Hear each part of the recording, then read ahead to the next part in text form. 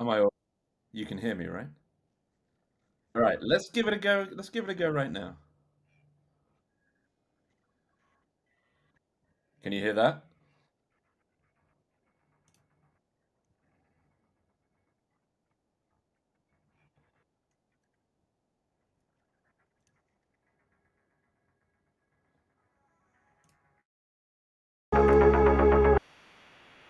Now everybody shut up. It's intro time.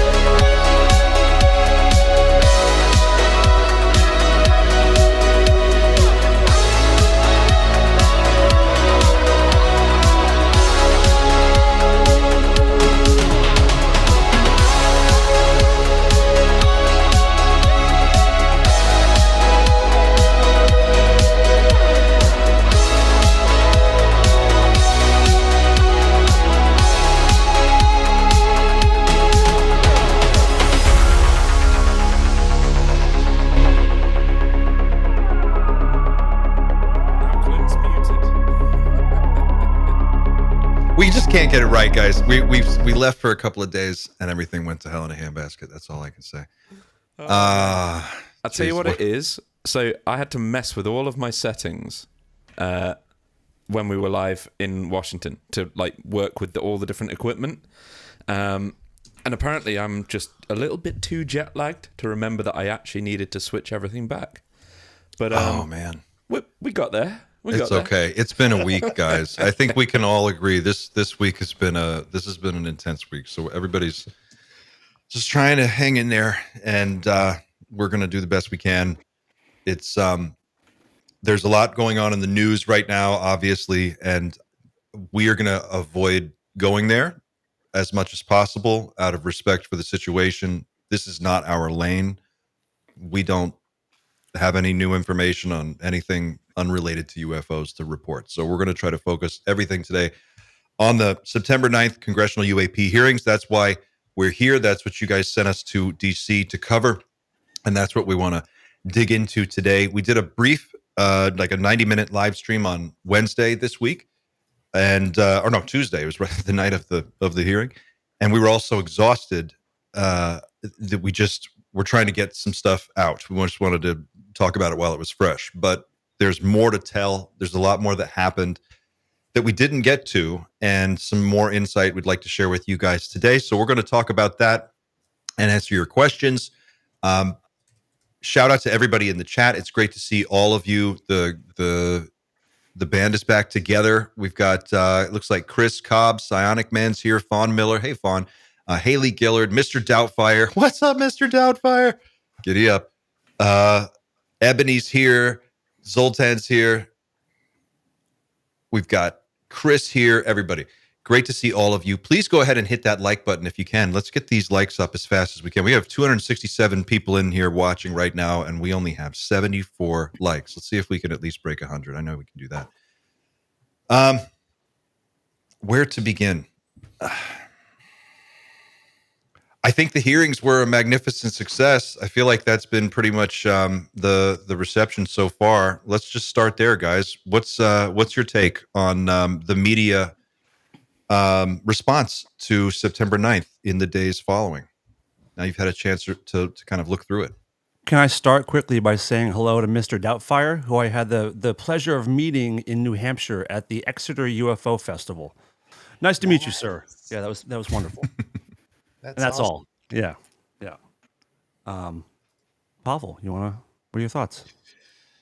Oh, there's a lot that I would want to say. First of all, the very first sign that I got that was positive was just seeing David Grush and Matthew Brown accompanying everybody there. That was very encouraging because I know that they've gone and are going through difficult moments, and it's just great to see that they're so courageous, So that was really cool. For me, the best testimony of all was Dylan Borland, but George Knapp kind of commanded the conversation, didn't he? I know what you guys think. He was he was a comforting to be in the room with George Knapp. Actually felt like you were in the room with your grandpa. It felt very comforting. It's like, all right, we're gonna be okay here, guys. Like George is here. It felt like we're all at a live taping of Coast to Coast. That's what it sounded like to me. Just hearing his voice coming through the room. Yeah, that's what didn't come through. I'm sure for people at home is like when you're in the room, there's like 30 speakers in the ceiling, and when he talks in his normal voice, it's really nice, good quality speakers. It sounded like it was everywhere. It just took over. Yeah. Eric, what was your take? I mean, you watched it. You have thoughts. You saw the video. You were excited to do today's show. What's on your mind? What are you thinking about what you saw?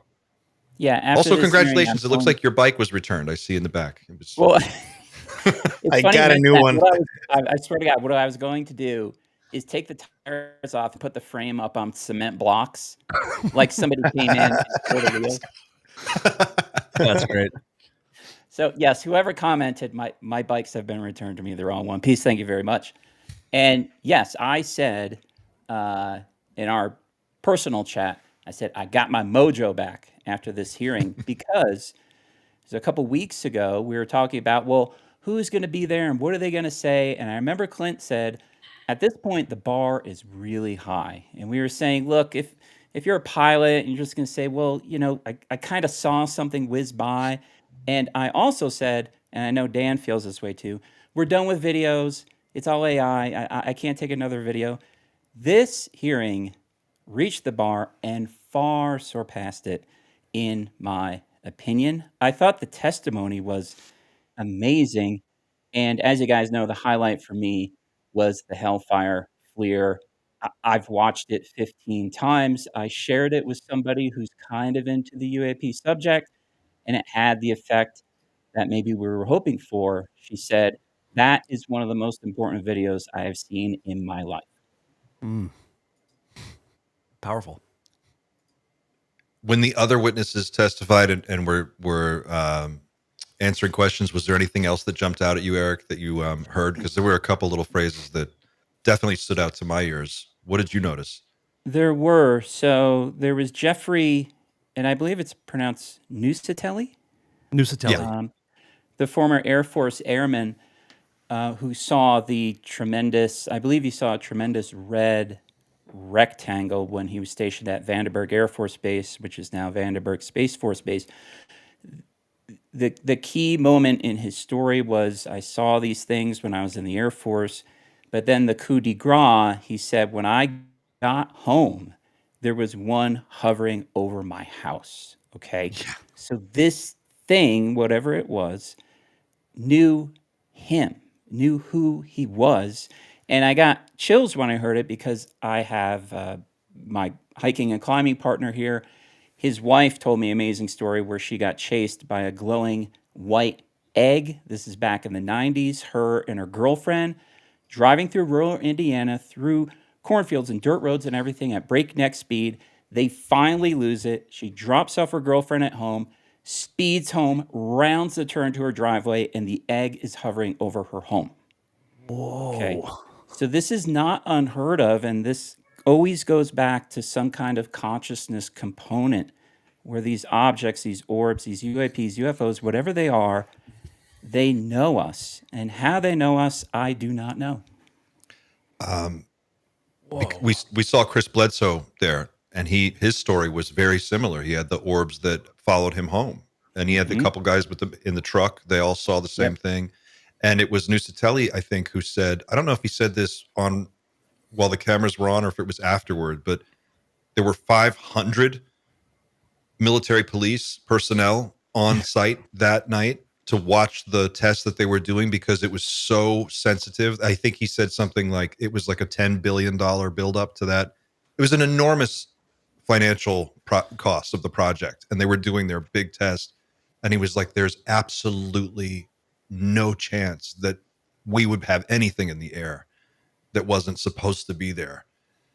And all these witnesses saw it. That was so wild. Yeah. Jeff also. Oh, go ahead. Oh, go ahead. I'd say that Jeff also in Congress mentioned abductions when he was talking about his the thing over his house. He went to his house to make sure nobody was abducted, and he also mentioned later in his testimony, or maybe his opening statement, about the consciousness connection. So he mentioned abductions and consciousness in Congress, which was awesome. On the record now. On the record. In what was the thing he said about consciousness? I don't remember what that quote was. I wish I'd pulled the actual quote, but just how something about how I think about how it has to do something with this has to do with consciousness. Pavel, do you know more what he said? Well, I've spoken to him about it. I don't recall seeing the initial statement because I arrived a little late when it started, and his was the first, so I missed a little bit of what he said. But I've spoken to him multiple times about this, and there is he thinks there is, although it's hard to understand what the connection might be. But I think that anybody who gets into this and starts investigating eventually realizes that this is like consistent. So I have his actual personal notes from his statement, so I'll look and see if I can find it right now. okay. Dan, you should tell. Well, I don't know if you want to tell people, but the memento that you grabbed. That was a funny story. No. He had Not yet. No, okay. I don't want to. I want to back up from some of this stuff, and we can circle back to it in a minute. But do you want to show what you found, Dan? No, not yet. Okay. I'm looking right now. Yeah. Let's back up a little bit to give some people more context on what was going on while we were there, what we actually saw. Because there's the world that you saw online, and then there was the actual, just experience of being there, which was amazing, and also very strange because there was. I'll tell you what I saw, and then Xander, Dan, maybe you guys can expand on this. When we got there at 4:45 a.m. and there were a dozen people lined up outside waiting to go. And by the time we all went in, I think there were approximately, and sometimes I say it looked like a little more than 100. It looked like give or take 100 people, maybe 90, maybe 105, something like that, but somewhere in there. When we got there, they had self-organized. They had a list that one of the people in line had made. They had just been going down the list, writing names as people showed up. So there was a real orderly process. It was all very respectfully done. Everybody was really cool. Go ahead, That Xander. person was a volunteer as well. That wasn't somebody from the Capitol. That was somebody waiting in line with everybody else. He was there first. And he, instead of just standing front in the line and just being in the front, being first for everything, he would come out of the line and come and meet you, say hi, give you a sheet of paper where you write down your name, the time you arrived. So what an incredible dude. Like, he had no reason to do any of that. And he did that for until about 8 a.m. I saw him doing that. Wow. And everyone was very cool. Yep. About it. Like, they were like, yes, this makes perfect sense. I got here at 5:30. There's 30 people ahead of me. Okay, fine. Well, they just put their name in. And no one was arguing about their place in line. And this is going to come back in a second. We're going to circle back to this in a second. Good. And by the time we got there, people had already been there since about 2:00 in the morning. I think one guy had been there since about midnight. I don't know. And you weren't allowed to hang out. You could stand there, but you couldn't just stretch out and take a nap. There's 8 or 9 Capitol police officers that were just there all the time. They were actually giving everybody kind of the stare down a little bit, but they were just doing their job. They weren't doing anything bad. I think they were just like, but they were really, there were a lot of them, and they were really heavily armed, considering it was 12 nerds when we showed up that were plus. I mean, we're all nerds, so I count myself in mine. But so by the time they opened the doors at about 8:30 in the morning to let us into the main lobby area, the waiting area, it was about 100 people. They asked us they told us to line up. The cops opened the rope. They let us in. We went into the visitor center, and then every single person went through a security checkpoint, just like at the airport. We had to take everything. You take your belt, take all your stuff out of your pockets, do all this, go through the metal detector. They opened your bags. I mean, this was a process, right? So every single one of these people goes through that process. Then we get in and we wait for a little while, and we got to get all our stuff back together. We're standing in line. This group self-assembles, again, according to the list that we made in the morning, a volunteer made, to Xander's point, self-organizes in a line, peacefully, quietly, very cool. Everybody's just chit-chatting, and it's exciting, and everyone's just kind of like feeling this energy. And then we're all lined up. We're in our proper place in line. So I'm number 13, Xander's number 14. And they start letting people in. And I'm going to turn this story over to who would like to jump in here? Xander, Dan, which one of you would I think Xander would give more anger to the whole thing. How angry am I allowed to get? All the way. We just all like the way. Anger in a British accent is so much better. So people at home, if you're not paying attention, start paying attention right now, because this is where it gets really interesting. Xander, please go. Okay, right. I won't get angry, but when someone knows, when someone knows they're about to do something wrong and they try and do it in a very sneaky way. So you'll go, you want to get ahead in the line.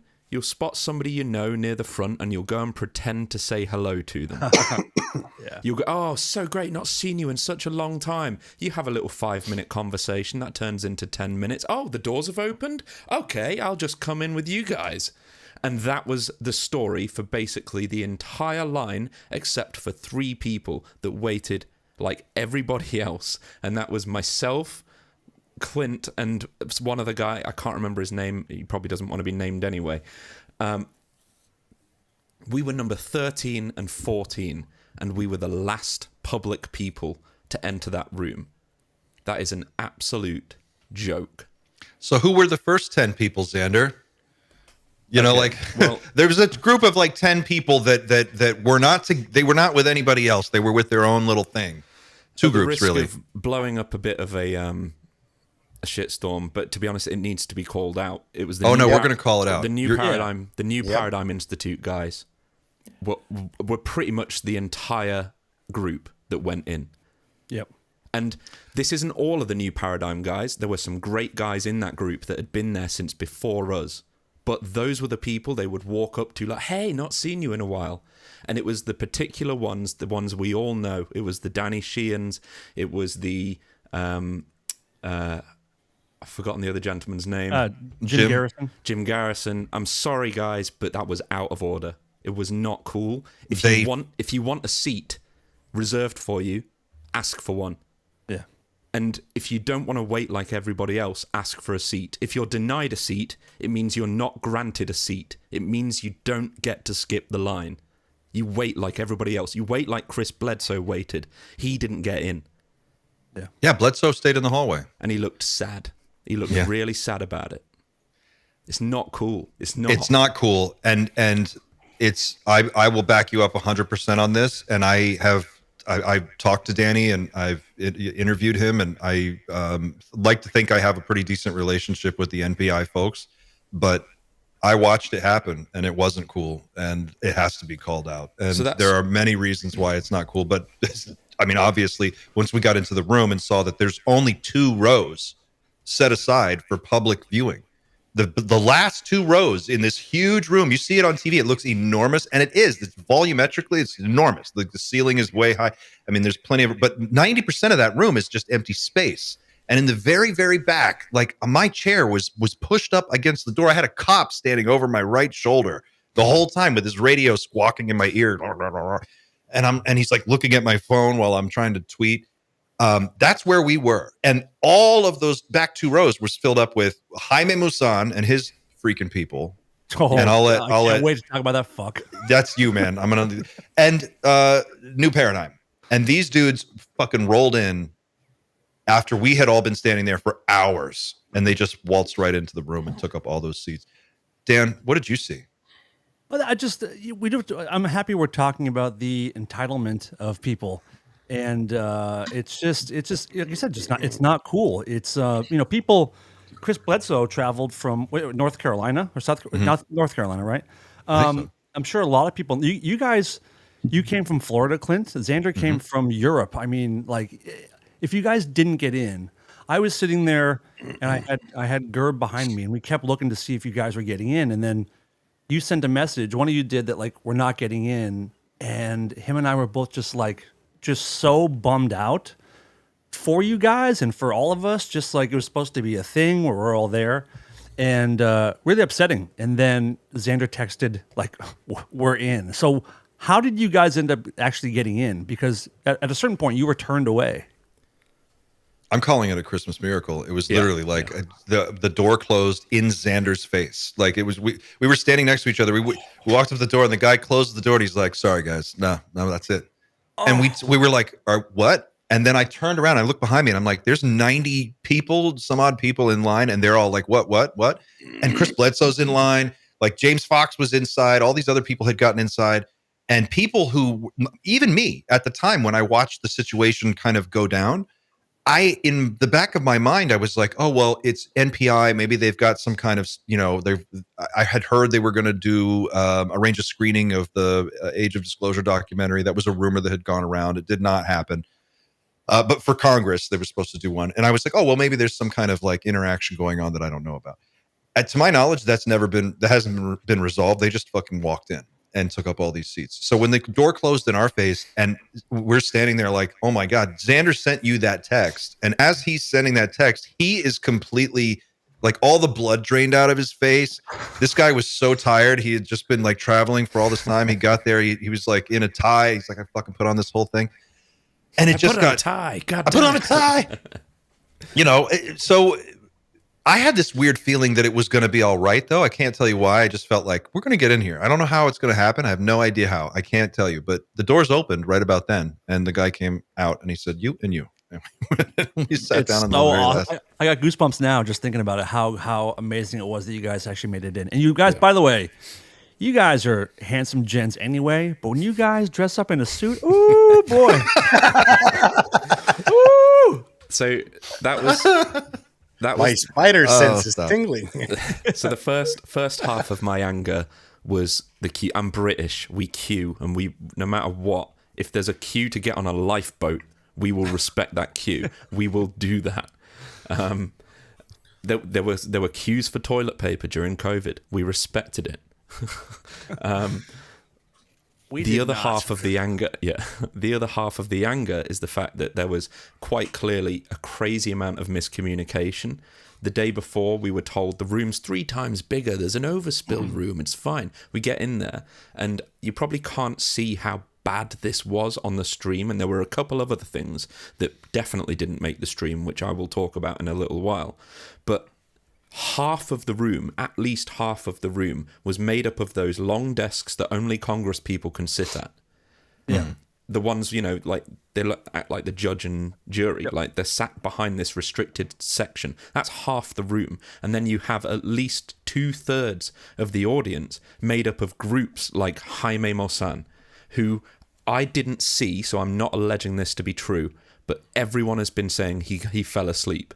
Dude, he was snoring in my goddamn ear. I mean, he was right behind me. Dan punched him in the knee. I hit him. I hit the man. I had to strike an old man again. So he's sitting behind me, and I kept hearing like the like that, like an old grandfather. And so I see kind of Gerb looking it's over, like pushing 80 or something. So yeah, Gerb's kind of in my periphery. He's looking, and I can sense that he's getting annoyed. And I'm like, is that someone? Is he? I kept hearing the. The problem is, it's not just Jaime that turns up. He comes with 5 people to film him. and they all get given seats because for him it appears to be just some sort of photo op. That's It exactly seemed like, That's how they look treated where it. I was. Look Yeah. where That's I how was. he's operated since the early 2000s, dude. Right, It's right. his thing. So He On the rolled in screen- with a bunch of camera guys, and then they all did photo ops afterwards. Like everybody, the first thing Danny did when he got out was go out and find out like all the where there's a crowd of people and get on camera and start talking to people.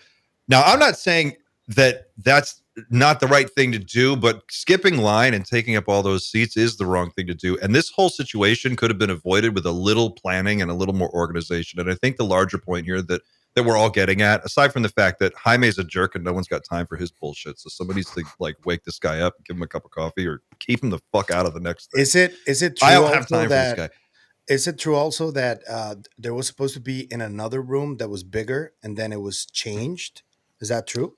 Yes. And so we got a weird little Burleson talked about it a little later, and it was kind of weird the way he said it. But the point is that a volunteer coordinator could have solved all of this and a little more planning. And my issue is that what I saw as a person who works in the media around this topic is I saw an army of really interested people that showed up with their own camera gear. Like one guy had 2 cameras on a thing. He had built a rig and he was going around. He was a documentarian. He was interviewing everybody, making this documentary film. Everybody was working really hard to provide some coverage of what was going on behind those doors. And the way this whole thing was set up, it's like they didn't want that. They were trying to like stamp that out. And there was one woman who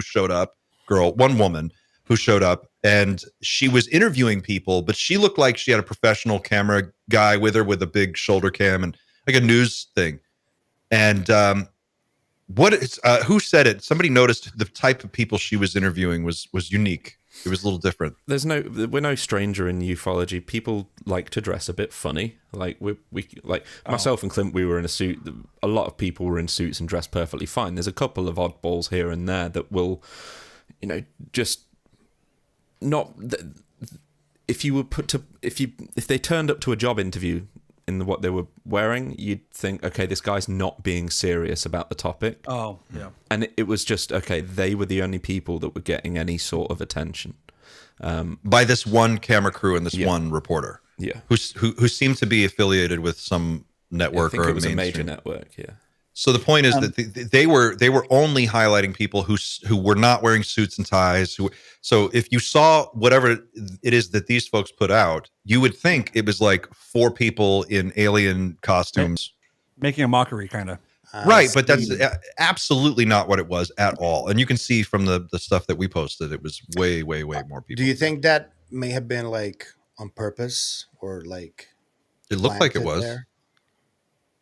I think it's When open for interpretation at the end of the day. When it comes to the people who cut in line, I wasn't there, but you're telling the story very well, and I'm getting the impression that part of them was there for the same reason you were. You would like to see this firsthand because it's part of history and it's important. I'm also getting the impression, and correct me if I'm wrong, is some of the people who cut did so later they could point to the screen and say, that's me. Like, to be more part of it as a form of self. In 2023, do you guys remember the Time magazine photos by the end of the year? One of the photos that made it was the hearing of David Grush. And you had, it was like one of the photos of the year. And it had everybody who went there and with that. And the same thing happened in every hearing. And given that this was considered by many a better hearing than the last one, there's going to be, I think, more pictures like that for this one by the end of the year. So I can imagine people like Jaime going, I got to be there, like I got to be on that, I think Right. what I'm seeing, and Xander and I were kind of having a conversation earlier about this. I got up at like 4:00 this morning, and I just was kind of stewing about it. But we were just thinking how the point here is to pursue some sort of an end state that we would like to see, right? We want to get to disclosure, that we take it seriously. Burleson takes it seriously. Luna takes it seriously. Mace takes it seriously. There's at least a handful of Congress people who are really taking this seriously. And what I'm seeing on the ground when we were there was an enthusiasm, a swelling enthusiasm of people who were like, yes, let's go get them. And even in the hearing, when George Knapp gave his Braveheart speech at the end, and he said, unleash the dogs, go after the money, get these guys. And we were like, well, fuck, that's the energy we need. Yeah. And they're not harnessing it. I see Brian Jackson in the chat was just like, can we get onto the hearing takeaway? And I want to wrap this up, but I want to stress this point first, is that if we're going to make progress here, we cannot let 4 or 5 people who have been around for 30 years just command the fucking situation all the time. We can't let it just be Stephen Greer and New Paradigm and Jaime Maussan. And yeah, right. It's like, it's all of us. It's you guys. It's me. It's all of us. It's not these fucking guys. I was just there. We saw all these guys. They're just like you. They're just trying to do the same thing, but they're going about it in a way that makes it harder for the rest of us, I think. So when people, a couple weeks ago, someone asked me on one of the members only Wednesday live streams, they're like, what can we do? What do we do? Here's my answer. I didn't have an answer then, but here's my answer. I've been giving it a little bit of thought. What you do is you've got to find your fire. You got to find that spark. You got to find that thing that really gets you like energized about this. And then you have to do an assessment. What can you do? What do you do? Are you a cool person that people like to talk to? Then talk to people. If you're a YouTube person and you know how to do that, do that. If you're a writer, write. If there's you've got to find out where you can plug into this equation and start adding your thoughts to it. You got to start adding your voice to this discussion. If you don't, other people will just step in and do it. So don't wait for them. And we need to let the powers that be, at least with regard to the congressional UAP caucus, we need to let them know that we do care and we're serious about this and we take it seriously and we will spread the message and multiply it. But we need to coordinate. We need to work a little bit better together. And that's my point. I think well said. Just as like one last disclaimer, like, look, it's entirely possible that I misread that entire situation and they had pre-reserved seatings the entire time and they just showed up last minute and went in when the line went in. But the fact remains, they were all handed one of these, which is what everyone in the queue was handed. Mm-hmm. So yeah. I interpret that as is. Well, and I happen to know they got denied a press pass. Yeah, and they were waiting in the queue outside as well. So we got denied a press pass along with everyone else, by the way. Everyone who applied for a press pass that I talked to didn't get one. Yeah. You guys ready to talk triangles or what? Let's talk triangles. Triangles. We got in, so that's great. And this was my position. That's David Grush. That's Burleson. Hell yeah. Saw it in person. And I feel so bad for everyone that didn't make it in. I really do. But Grush being there was powerful. Electric. It definitely added a sense of camaraderie and unity, I guess, amongst the whole topic, but amongst whistleblowers. I think having someone like that there, I know he's working with Burleson now, but Grush is the one. Like he's Neo. Like he's the guy. He's the Neo. One. Although Dylan is pretty goddamn close, if you ask me. Honestly, I think he's number 1, number 2 at the moment.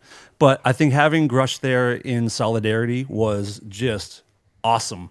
And I think those guys speaking, Jeff, Alex, and Dylan speaking, and David Grush is in front of you, smiling and nodding the whole time, must have been really comforting, I would think. It felt like seeing everybody there felt like being at like a weird UFO award show or something. It was like the end of Return of the Jedi where they're all on Endor and Lando Calrissian's there and hey, like, wow, they're all guy here. Yeah. Yep. Yeah. No, it was awesome. And also, it was good to see Matt Brown also showing his solidarity there. Damn right. Yep. And getting props in the hearing from did Burleson talk about him? Yes. Okay. Yeah. getting the nod. I know must have meant a lot to him just to be acknowledged for his contributions for the last hearing and things going forward. Well, I think that was the other key thing that happened here, aside from the video and the statements that were made. One thing that hasn't really been talked about a lot, the camaraderie and the sense of, did anybody watch Andor? That show Andor? You know, when they finally get to a point where it's like, oh, we got ourselves a little rebel alliance here. Like in the beginning, it's like 4 guys, and then it's like 1 or 2 other people. But then there's like a point in the show where it's like, oh, we got ourselves a little situation going on here. That's what it felt like. It felt like the concentration of people in the room, the support they were giving each other, just emotionally, mentally, just seeing each other in the same space. Matt Brown, Grush, all these guys together, George Knapp. It's like there is. Who said it? Someone at the end said it. I think it was I forget who it was, but he said it was heartening to see everybody together, and it was a source of strength in a very difficult time, because he didn't have his career had been destroyed, and it was what's his name? Dylan Borland. Dylan, yeah. I was I feel incredibly fortunate to have been able to spend time with all the witnesses the night before and go to dinner and spend time with these guys. And I can tell you firsthand, they were absolutely, all of them, a completely unified front and no competition. It was all supportive and caring and like, we are here to do this together. And it was very, very inspiring to see that stuff. And I think it's going to be powerful going forward. I think all those guys are going to be there for whoever comes next. And I think this thing is just kind of going to get bigger and bigger, which is incredibly exciting, especially with how well this hearing went over, like beginning to end. There was no real bullshit. Even the fifth witness, Spielberger, who like kind of happened last minute, didn't feel completely wasted. He talked some good stuff about whistleblower protections. And it seems like they're paying attention to that stuff too, because it's really important. And very much. I think like under the water, I think that if imagine you're one of the legacy program people and you see stuff being talked about, whistleblower protections, that is the reason you're not going forward and that you're afraid. That's encouraging for people like them, I would say. So, yeah, it was a good idea to have Joe there too.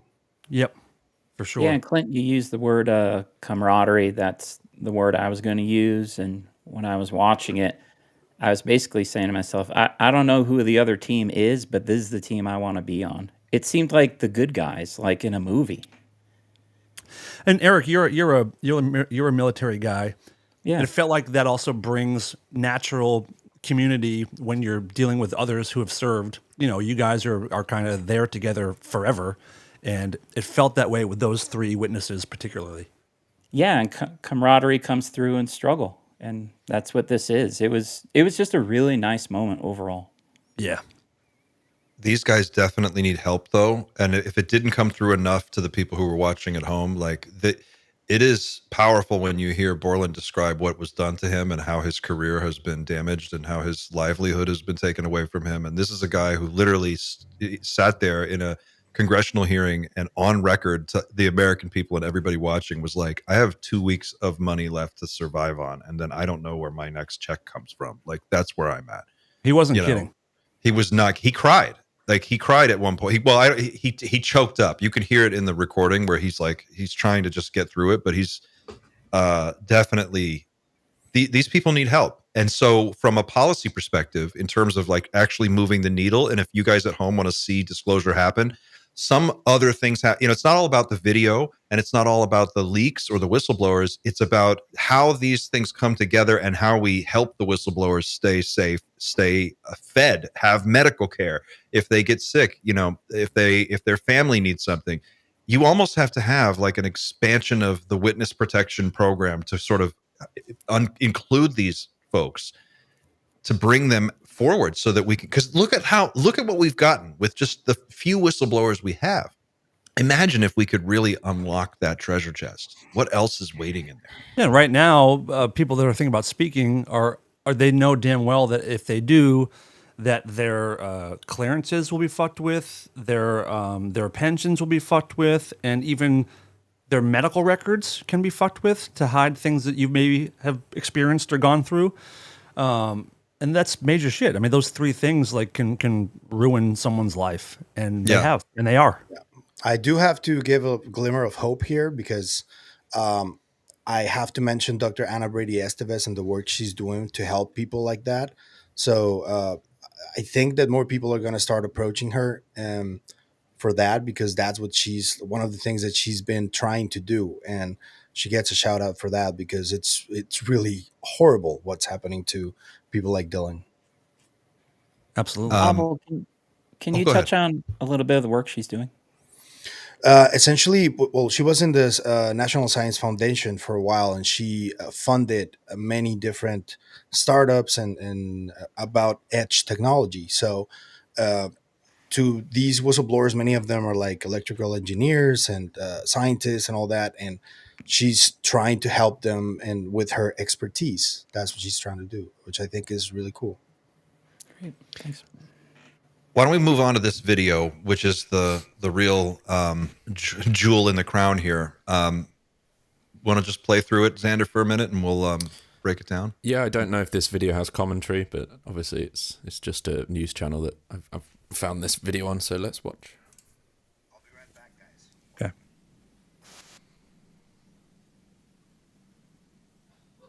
Okay. Has it been discussed that this looks like a Tic Tac, more or less, from the air? There's been plenty of discussion about what this is. I think Yeah. the internet's not hasn't shut up about it, really. I haven't really followed a lot of the. This is when it zoomed out. Yeah. So you can still Oh, see it I thought traveling. that was you, Dan. It was Burleson. Welcome, Burleson, to the stream. The whole room was so quiet. Mr. Knapp, do you have any? So that was from Yemen, October 30th, 2024. Eric, you've got thoughts about this. What are they? Oh, I was. There's a first time for everything. Eric Schlimmer was speechless when he saw this. I just couldn't.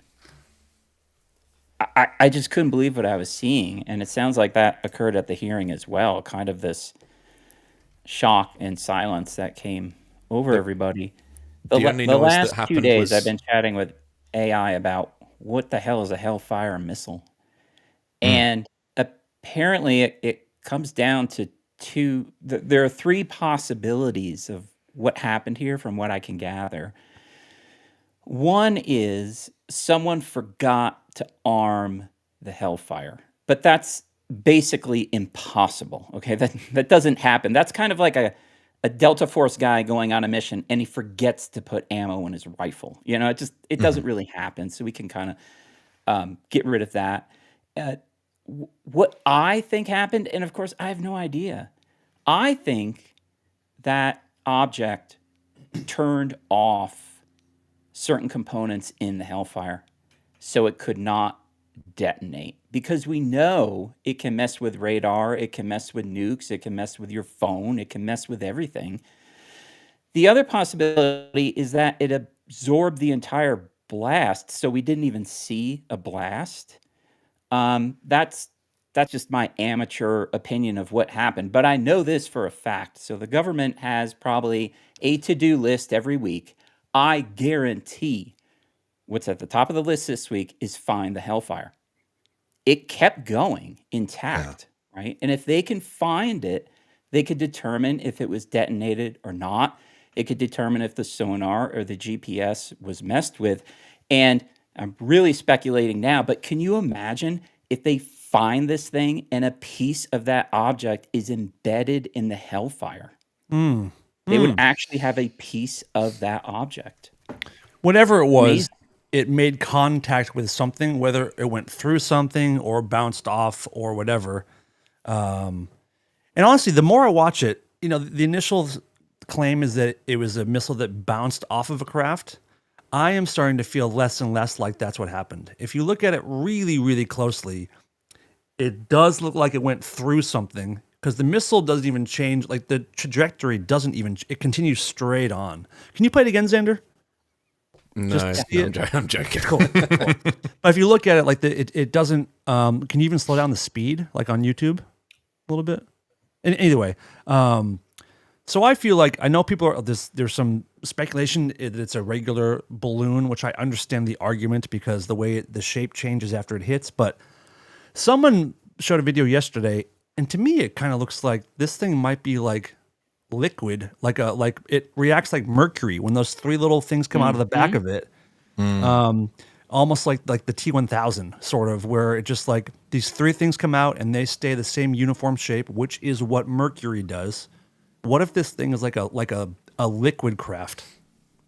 So we got we had Rob Jones join us. Yeah. He had some great explanations. He's actually in the chat as well. So hey, Rob, thanks. Maybe Rob, thanks for joining. could we send Rob a link? Can he jump in? If he wants to, He's I would welcome love to reach out. If you reach out to Chris and you actually do want to join, reach out to Chris Hovord in the chat. And Look right here. Look right here. It keeps going this. Oh, the missile moves afterwards. Maybe no, it did make contact. It does kind of shake. Yeah, it does appear like it bounces off it, but then continues. And it does affect the trajectory of the. You're right. I mean, there is an exchange of force. Like, there's definitely a reaction, but it's like, I'm looking at the Hellfire. So one of the things, I think it was Rob who told me this when we were walking around. They said, and drunk, by the way. the Hellfire missile is about 110 pounds, and it's like one person could carry it. It's not big. So, and there's a variant of the Hellfire which is called the AGM air to ground missile, 114 R9X Hellfire. It's called the Ninja Bomb because they're so accurate that this thing can kill you with swords. It has 6 swords embedded into it. They call it, is it the Ninja Bomb or the Ginsu missile? I forget what the nickname is for them.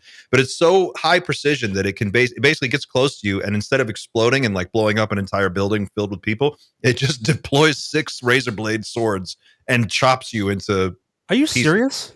Yeah, it's the AGM 114 R9X Hellfire is a variant of the Hellfire missile designed for precision strikes without explosives, using 6 blades that deploy before impact to basically eliminate high-value targets while minimizing collateral damage. I want one. It is often referred to as the ninja missile due to its unique method of operation. So the point of telling you this is like, that's how accurate. This hits you in the forehead, standing on your balcony, talking on your cell phone. This thing can bing you right in the forehead. It's like an Acme. It's like an Acme cartoon weapon. It's an Acme cartoon weapon. That's right. It is. Yeah. Wile E. Coyote stuff. So when you watch this video, what I'm getting at with all this is that it's not a huge missile. It can go through a window and hit a single individual, right? And it's very accurate. But looking at the speed and from where we're at, it looks like the missile is, the craft that it hits is not much bigger than the missile itself. Right. Like, I'm trying to get a sense of how big these things are based on like how big we can tell the missile is. And it doesn't look like it's that big, and it's moving super fast. Did we get an idea of what the speed was? Did anybody say? Well, the Hellfire itself is going 1,000 miles an hour. That's 1.3 Mach. I had AI examine. I had a couple different large language models examine the video, and it calculated the orb was the size of a beach ball. It's about 3 feet in diameter. Now, what's really interesting about this is not just that. So we're seeing a very small part of what happened, right? So God knows how long one or both of these MQ-9s were following it. I also asked a couple large language models a question, because the Hellfire is usually for bunkers and structures and really heavily armored facilities. It spit out, this is the first time in history a Hellfire has been fired air to air. Is that right? Yeah, it's not done. It's a ground weapon, okay? That's what they usually use it for. Air to air is more like a sidewinder.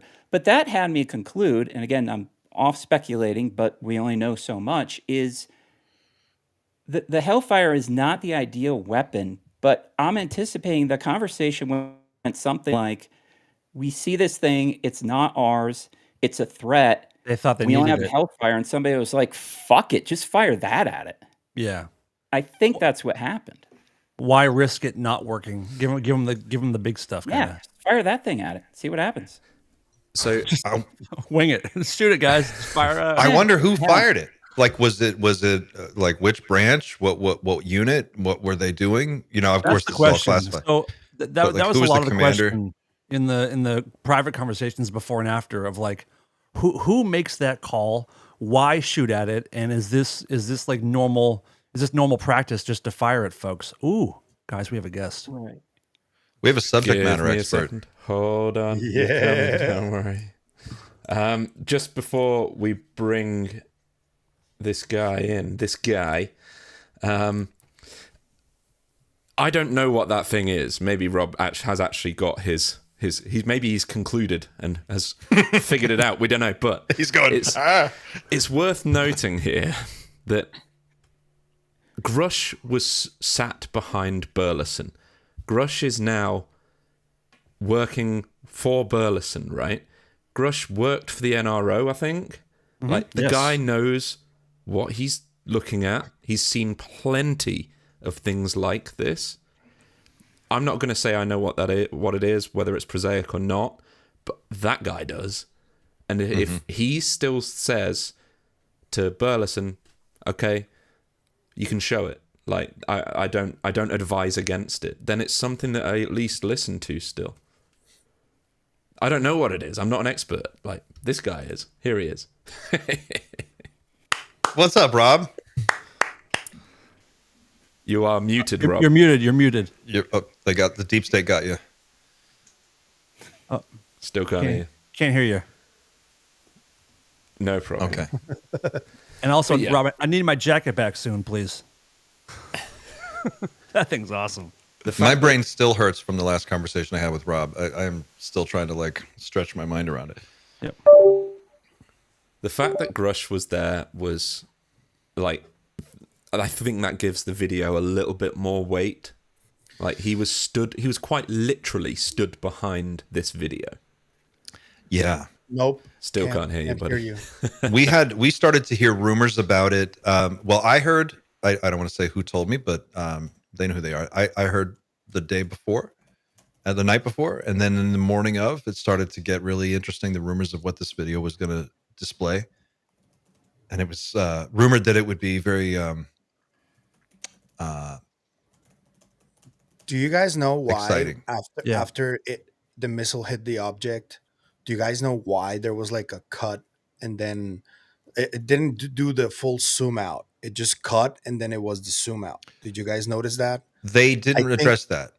That was strange to me. And Burleson, I think, did Burleson say he got that video in a dead drop? Yeah, he Yeah. did. Yeah. So there must be a longer version of that video. Whoever sent it, I would like to see that. Let's see if Rob's solved his technical. Are we good? Yeah, we're absolutely good now, gentlemen. Hey. Thank you for having me on the there show. he is. Welcome, Rob. Hey, Rob. Hey. So Yeah, what's your really- analysis? Share it with the people. You know, there are a lot of different things that could be. You guys all covered a lot of the generalizations there that, you know, there's I don't know. I really don't know. As somebody who Thanks for likes joining. to Good to style see you. himself, All right, yeah, we'll see you next exactly. As somebody who likes to style himself like a subject matter expert, I really do not know what the hell that missile is, or like what the hell that missile interaction is, what the object is, what exactly we're seeing there. There's a lot of different things that I've looked into, such as the way that Reapers tend to orbit objects, and the way that parallax works there can make it so that what we're looking at might be semi-stationary or somewhat slow, possibly why they chose an air-to-ground missile. The other reason why they probably chose that air-to-ground missile is likely because that's just what you put on Reapers, because generally they're going to be striking ground targets. So you have an AGM Hellfire on that platform because that's just what we do. What can we tell about the size of the actual object in relationship to the size of the Hellfire? Well, I mean, that Hellfire missile is like what, like a 4-foot missile? Something along those Yeah, lines? 4 It's feet, not a about very 100, large 100 device. pounds. Yeah, 120 pounds. If it's at the end of its terminal flight, it should be around the 20-pound range. Okay, So so it's when not a big when device. not a big device, and it looks more or less about the same. close to the same size as the object that it's striking. So it almost seems like, are we saying that's a sphere? Are we thinking that might be a sphere, like that traditional metallic sphere, and that, like what we're used to seeing now? I mean, I don't know if it's metallic necessarily. It looks to be a little bit amorphous, if you ask me, especially the way that it reacts afterwards. But again, what we're seeing is a heat signature. We're not necessarily seeing physical matter there. We're not seeing an image reflected off of light on an optical sensor. It's really hard to say. What I try and do is I try and think of that video like this. I think of that video as a good thing, no matter what the explanation that comes of it is. And here's why. When you think of the provenance of that video being so highly classified like it is, it's very unlikely to be declassified for any reason anytime soon, which means that people will never really get the answers that they want about that video. Now, that's both a good and a bad thing. It serves a good purpose in the fact that it focuses people's efforts towards getting things declassified and attempting to get that video declassified. Both debunkers and believers are going to try and do that. So, hey, that's a good thing. And then battling those heavy classification standards that are in place is going to come along with that. So if it never gets declassified, it serves as a point of contention for both sides, for people to constantly talk back and forth about on the subject and drive attention. And if it doesn't get declassified, it's cool video. Doesn't matter.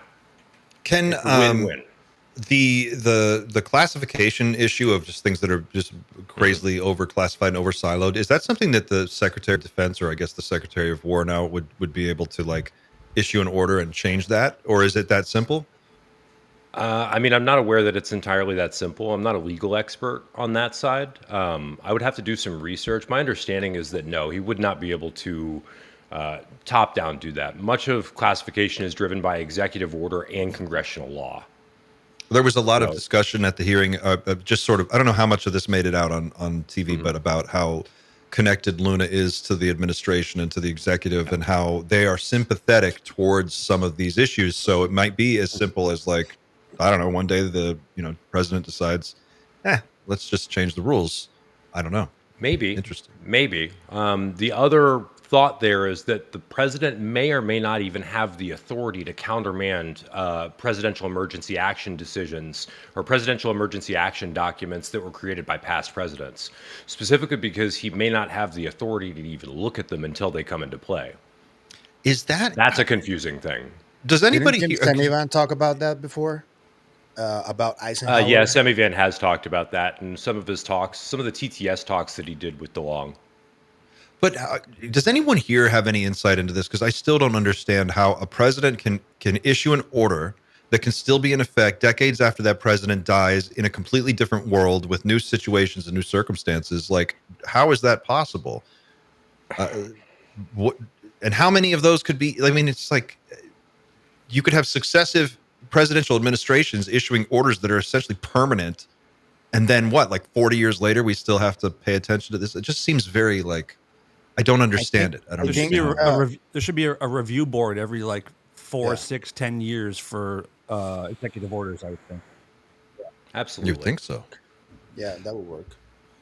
I didn't know that worked that way. Another interesting question that I had was like, most of my questions aren't all that interesting, but this one I think is. We know how to shoot these things down, supposedly, right? CIA, Office of Global Access, has a whole program, and they're sending in people and teams to shoot down stuff. We shoot it down all the time. It's interesting that they didn't know how to shoot this one down, or it resisted being shot down. Was this just a different situation where a drone operator made a call and then they didn't really know what they were dealing with? Yes. Versus sending in the A team to really go after and do this job with the right equipment. So it's still possible that this thing may have been a super advanced black project, right? Probably reverse engineered if it was like a sort of like a UFO. It's also a possibility, right? We're not saying it's only anomalous or NHI. I mean, we don't even have data to go on, so we can't say it's anything. It could be whatever you want it to be at this point. Yeah. What I would say is that video is the result of a combat action in a combat zone. Right. That's a shoot down. Bottom That line. shoot down was going to take place whether it was that Reaper platform or whichever FA-18 was flying combat air patrol at the time that got cued by the Aegis radar system of the next destroyer nearby. Yeah. So They just took the opportunity because they had it there and they had a firing solution, I'm fairly sure. Which would mean that it was probably either in a sensitive area or heading towards a sensitive U.S. area, right? Yeah, towards a battle group, likely. Right. So Interesting. what other when the Reaper drone is circling an area and we're seeing the heat signatures on this particular video, I'm assuming it's also capturing optical and other data as well, right? So there's probably multi-spectrum data on what we're looking at somewhere in a system, classified system somewhere. Yes, those electro-optical sensors usually have an EO and IR component, as well as like targeting lasers, range-finding lasers, and a number of other like useful tools and gadgets. So, aside from the fact that it's really interesting to non-military people, civilians, interested parties, or whatever, but is there anything that we can infer from the fact that a traditional kinetic strike from a Hellfire missile has practically no effect on these things, but we also do know pretty much for sure that we can shoot down non-human craft. So I just feel like there's two different things going on in this space, and it's interesting. Like, what can we learn from this? Rob, you reached out to somebody when we were all talking about this who had an idea of why it wouldn't have exploded. yeah, so I talked to a guy who's a missile defense expert, or just a missile expert in general, at a major prime contractor. He's a really cool engineer that a lot of us know as Missile Man on Twitter. He gave me an idea for what maybe some of the more exotic explanation could be there as to why the missile didn't go off. His idea initially, when he looked at it, as somebody who's familiar with, with very high level theoretical physics. I mean, this guy's presented at the same conference that Eric Davis presented at, so he knows what he's doing. His idea was that if the missile did somehow pass through some form of special electromagnetic field or a space-time field that were near the object, there is a potential that whatever electromagnetic signals that need to return back to the missile itself for its fusing action to take place may have been phase shifted because of the way that they move through that field, and as a result may not have actually met the trigger criteria for that fuse to go off. Also, that same situation could have played havoc on the pressure sensors and other things of that nature. So who knows? There's a pressure sensor that should throw off the kinetic fuse there. There's also an electronic seeker. So Can I ask you a question? If you might, maybe you know, maybe you don't. But for the people that are claiming that this is a balloon, there are people that think this is really a balloon. If that missile were to hit a balloon, would that trigger the explosion, the head? yes, absolutely. And we would have seen that if Yeah. it was a balloon, right? I mean, yeah, it's a missile that is going to go off. It has Right. a very, very, very, very high success rate. Missiles are duds sometimes, and that's a real thing. Like, please don't get me wrong, that does happen. Like maybe one nowadays, maybe one in every like 15 to 30 missiles might not explode. But the fusing and the warhead are very, very rarely the thing that goes wrong, because those are the things that are checked most often. It's the rocket motors and the rocket bodies themselves that usually fail. Cool. So, Just wanted to get that out there. Thank you. yeah. And Can't something hear you, I Ken. did say that it does depend on the variant, and that is valid. Okay. Clint, you're muted, mate. I was just saying I had to cough a second ago. I muted. The mass of the two objects. I mean, there's no way, I can't see any possible way somebody could look at that and go, "Oh, that's a balloon." It just doesn't make any kind of sense. I mean, the 100-pound missile traveling at 1,000 miles an hour hitting a balloon Even at the lightest weight that missile could possibly have been, you have a 20-pound barbell coming at you at Mach 1.3. You're not sticking around. That's not bouncing off of you unless you're made out of some sort of, advanced metamaterial that's going to somehow absorb and redistribute that force across the body and maybe like send it back at you or something. Who knows? Like, there's a million things that have gone through my mind as to what this could possibly be, but not a single one of them has said prosaic to me personally. But what is your just first blush? What was your takeaway when you saw it? I mean, how did you react emotionally? What was your sense of like how this might actually affect the larger conversation, Rob? well, I mean, I had shock initially that they showed it. There was a gasp in the room, very audible. I think you guys will remember from being there. Like everybody was a little bit shocked at seeing that. One of the things that I thought immediately was, well, this should bother people if we're indiscriminately shooting things down. That should be a cause for alarm. And then the other cause for alarm is, oh shit, do our weapons not work? Right. Yeah. There's a few people in the chat that have like, well, talk about the ninja version. Like we've already talked about it. We've talked about this. But what would even that version do to something like a balloon? Would it hit it? Would it split it into 4 pieces, or would it literally just like pulverize the thing? I mean, it would. Any balloon generally at high pressure is going to just shred. Like the surface tension across the balloon is going to turn it into ribbons instantaneously, because the only reason a balloon even stays together is because it spreads that surface tension across its entire body. So the moment that it's broken at a single point, the entire surface just rips apart. We have footage so- of that effect on the Yeah. balloons that were taken down 2 years ago, right? That's Yeah, it's like turns into confetti. yeah. So if there was a bladed object that were flying past it, then yes. But also with the R9X, you would have seen the blades extend because there's a sheathing on the center of the missile that has to blast off with an explosive charge. That sheathing flies away, and then those blades extend. So you would have Jesus seen Christ. the blades extended. Yeah. And What a also weapon. that missile, yes, very much what a weapon. But that missile is also only used and carried generally by the CIA boys, because it's used in an anti-personnel package, which only gets loaded onto the drone if you have a mission strike package that's set up for a specific target, aka an assassination. So This is the kind Rob, what I'm what talking is your background? So people might want to know what your background is to know this kind of stuff. I mean, my background is that I'm highly autistic. Clearly. Thank you. No, round but I of was applause a, for autism. Thank you. No, I was a nuclear propulsion engineer in the Navy for some time. And then since then, I've just been a huge turbo nerd. I mean, I've gone to school for a million things and flunked out 1,000,001 times. So I don't really have any degrees to speak of, but I've studied a lot of different things. You know. You've got a particular set of skills, I think we could say. Yeah. I mean, also, I would put it out there that I've probably spent the last 2 years straight engrossing myself in this 10 plus hours a day. I've lost a job over this. Talk about that level of Welcome. commitment, Rob. Like what gives you that kind of commitment to this topic?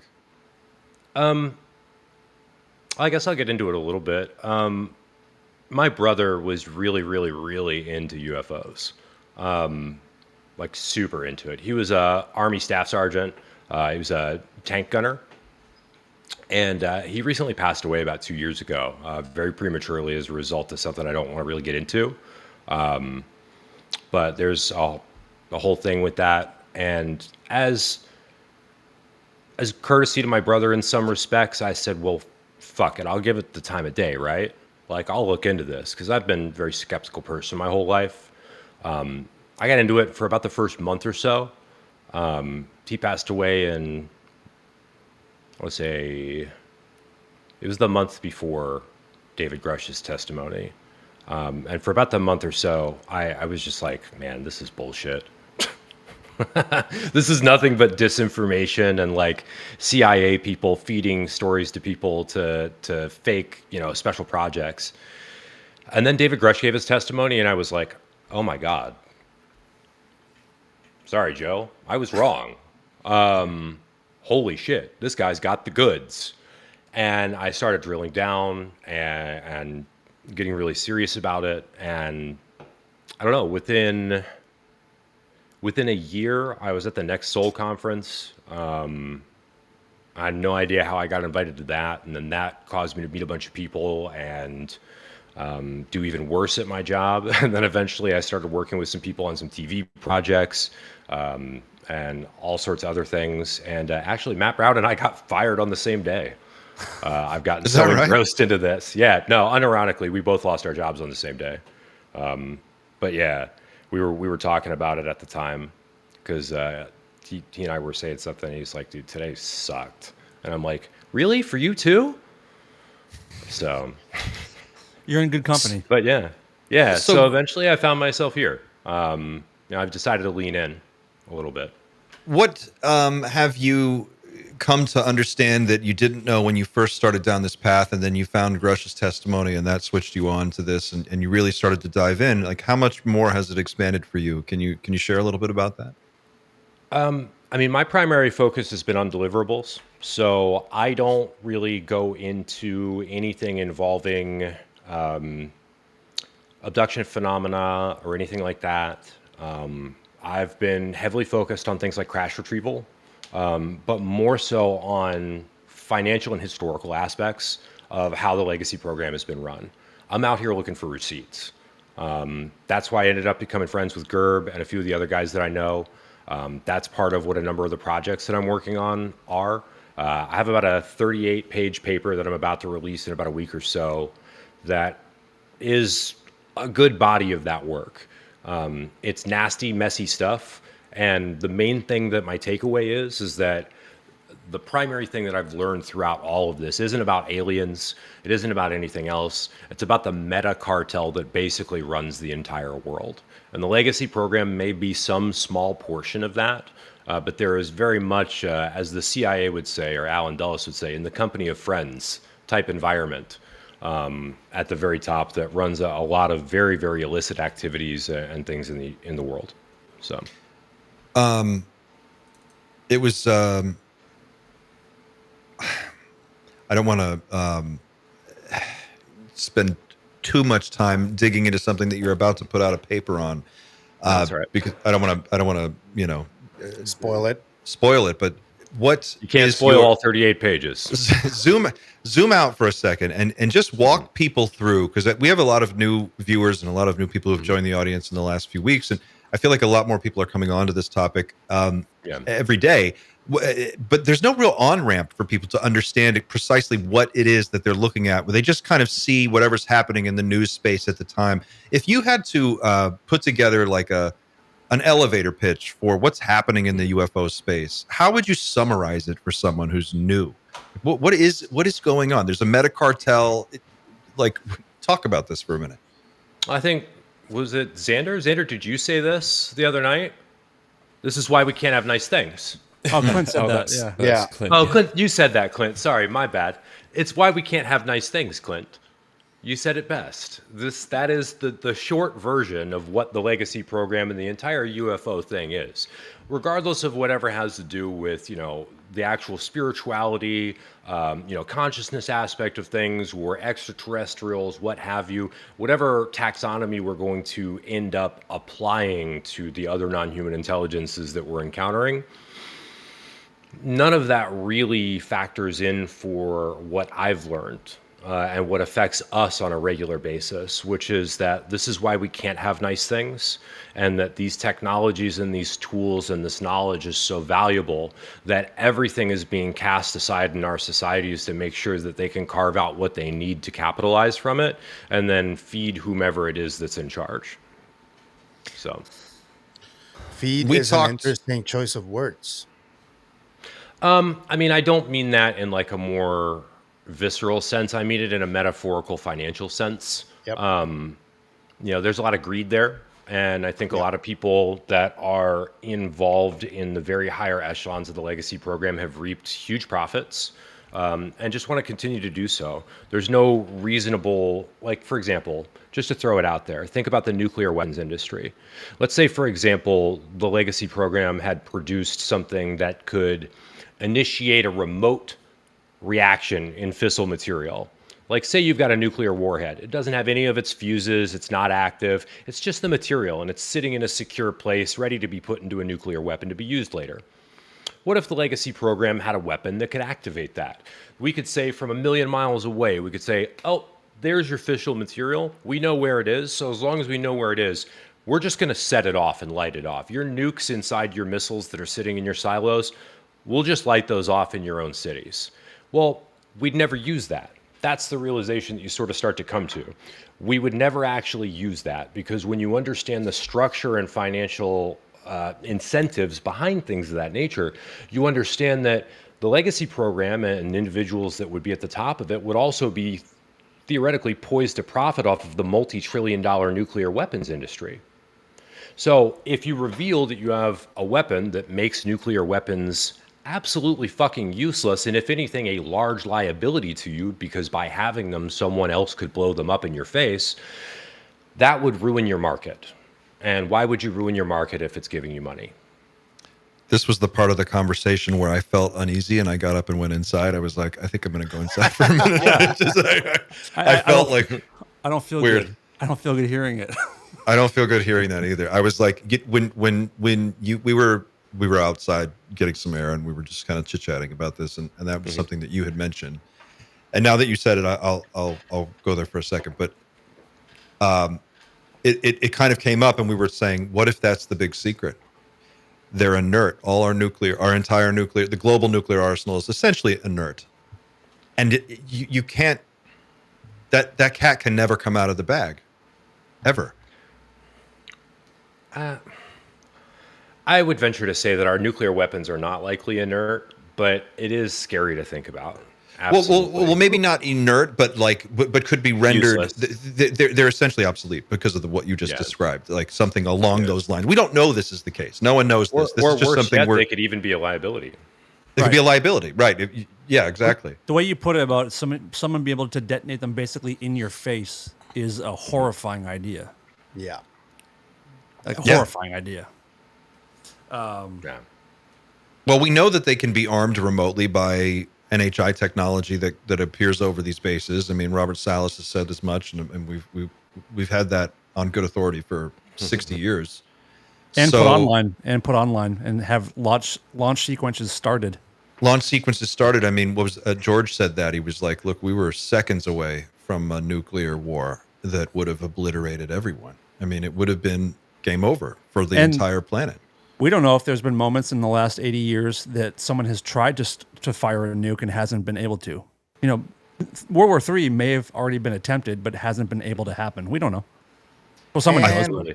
We just hit our Doomer Friday points. Here we are. Before we get there, there were 3 awesome witnesses, military witnesses, and also George Knapp, who is an absolute legend. Should we maybe talk about the military side of the witnesses that were at the hearing? Yeah, let's do it. I would love to get to the triangle stuff. I'm so blown away by Dylan Borland's triangle testimony. Well, let's go to Dylan first. Let's talk about him. Oh, Yeah. one thing. Before you do, I just Eric. want to chime in really quickly. I apologize, guys. I do have to step out. No, that's I have cool. Another appointment that I have to meet up with. You'll be back. Do some stuff with Gerb. Love you guys. I really appreciate you having me on the show. It's an absolute pleasure, and there's a million more things I want to talk to you guys about. So I hope to see you soon. Say hi to Gerb. See you, Rob. See you tomorrow, I Rob. will. See you tomorrow. Have a great day, guys. See you later, Pavel. Borland. Borland, I mean, this man testified under oath in Congress to seeing a 100-foot equilateral triangle come out of a NASA hangar at Langley Base. And he saw it for 10 to 15 minutes, and it went from 100 feet above his head, where he was looking up and seeing this thing that had black metallic type appearance to it, like paint job or whatever, however he put it. And it seemed to move like lava, like gold lava around the entire thing. And he watched a center light fire up and pulse a few times before it went from 100 feet in the air to commercial airline flight, which is over 30,000 feet in a matter of 1 to 2 seconds. And then continue on into fucking space. You know? The triangle thing always... What? Oh, yeah. Go ahead, Pablo. What did you say? I just said casual. Casual. Casual. And Dan, just so we're clear, and I know you don't confuse it, but some people do.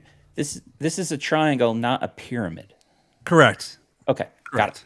Because he said it was about 2 stories tall. He didn't see the top of it, so I guess technically we don't totally know. I don't think he speculated if it was flat on top. Did he say it was like Vanta Black, like that? What is it called? Vanta. He didn't say Vanta. He said it looked like a black metallic flake paint. Flake paint. Yep. But Clint, you're going to say.